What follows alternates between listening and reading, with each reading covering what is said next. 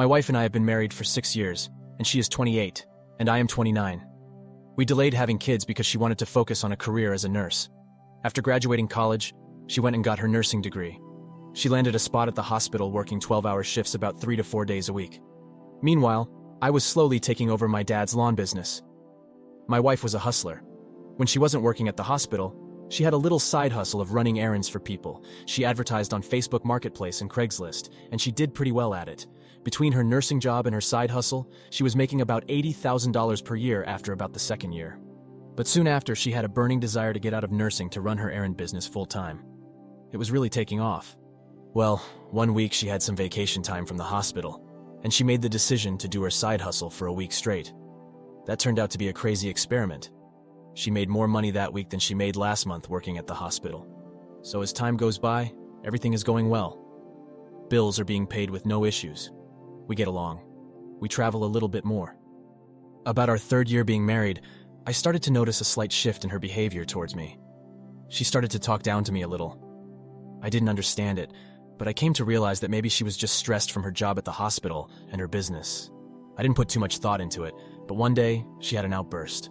Don't know what set her off, but I cussed her ass out and told her to stop talking to me like that. We were at odds with each other for a few days after. I really couldn't understand her behavior. I wasn't the type of man to stay mad at my wife if we got into an argument or some type of disagreement, but my wife was the opposite. Her communication skills with me, her husband was in the toilet, but everyone else was amazing. And this was the start of our dead bedroom. For the first 3 years, our sex life was on point. I initiated, she was ready, and vice versa. But now, I can't even get her to give me a kiss goodnight. Something we have always done. Well, one night, I made plans to take her out to dinner. I sent a text about 3 hours before she was supposed to end her shift at the hospital, but she didn't respond. I called, and it went to voicemail. About 3 hours later, she responded, and her response was, "I am still working." That was it. "No, I will text you later, or I will call you later." Nothing. At this point, I was at my wit's end. I didn't know where to turn, so I called a good friend of mine and told him what was happening. He said it sounded like she may be stressed a little, or maybe even distracted. I asked him what he meant by distracted. He said women don't all of a sudden just out of the blue stop interacting with their partner. Something is going on with her. Something or someone may have her stressed or distracted. So, after that conversation, I really tried to talk to her. But it just seemed she didn't have the desire to talk to me no matter what I tried. Well, things came to a head when she was supposed to get off work at around 8 p.m. I reached out to her via text and I called her, but she didn't respond. At about 2:47 in the morning, she comes strolling in, drunk off her ass. I let her have it. Then I went back to bed. She slept in the other room, reeking of alcohol. The next morning, she comes strolling into our bedroom, apologizing, starts messing with me, and I give in, and we were intimate. I thought to myself, it was about time, but I still had this weird feeling in my gut that something was going on with her. Strangely enough, this behavior of hers continued for about a month. Then it shifted again, and I was done. After that, I started paying closer attention to her, and the most surprising thing is that her phone usage didn't increase more than it already had. I mean, she was talking to people from Facebook and Craigslist mostly, but I didn't see her on her phone late into the night. Whenever she put her phone on the nightstand, she usually didn't pick it back up until the next day. Fast forward a few days, and she pulled the coming in late crap again.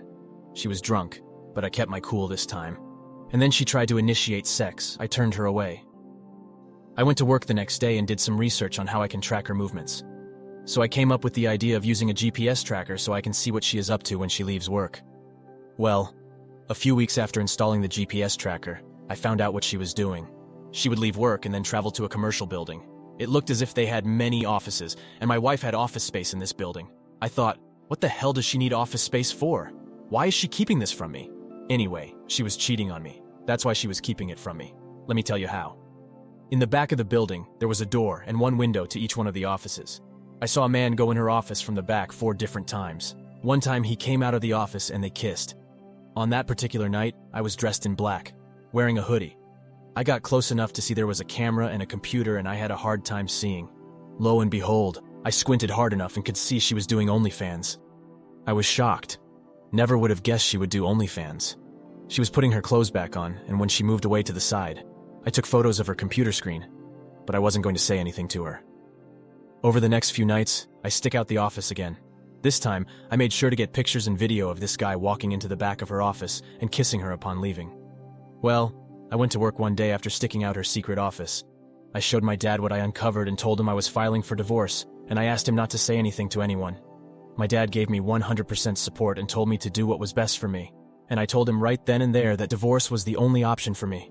Filing for divorce was probably the most emotionally charged thing I have ever done in my life, but it had to be done.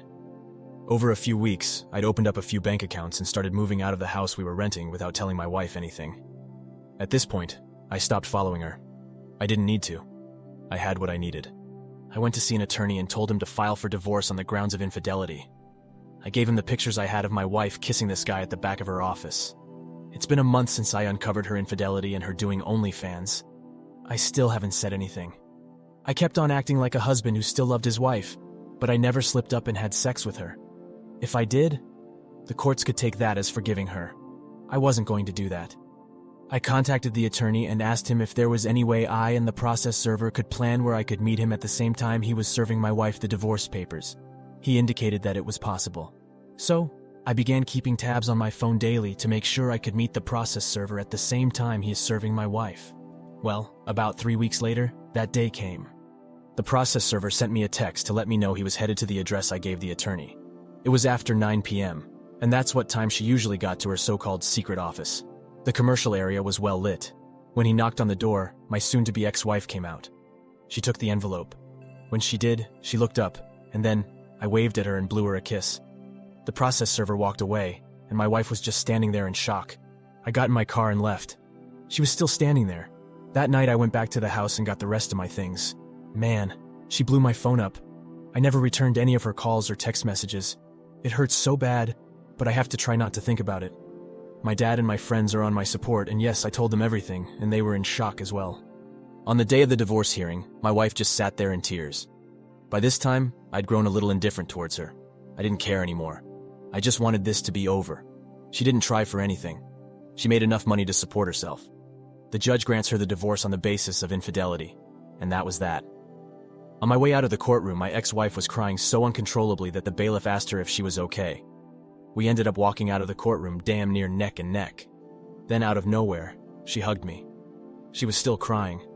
I had to hold back my tears because I loved this woman, and she broke my heart. I hugged her back, and then told her to take care of herself and walked away. I was living with my dad temporarily until I could afford a place on my own. I ended up going to therapy for a few months, and that helped. Our lawn business is booming. We picked up a few new contracts, and I am still healing from the divorce. It's been 2 months, and my ex-wife sends me a text every single day, and in 2 months, I have not responded to either one of them. I would imagine I would need to change my number at some point. My ex-wife came by my dad's shop one day and dropped off a card. I wasn't there, but she asked my dad if he wouldn't mind giving it to me. I haven't opened it. It's still lying on my desk. My advice to anyone who is going through this is to get some good support from friends and family. They helped me a ton. Thank you for taking the time to listen to today's story. Please like and subscribe to get notified when a new video is released. Take care.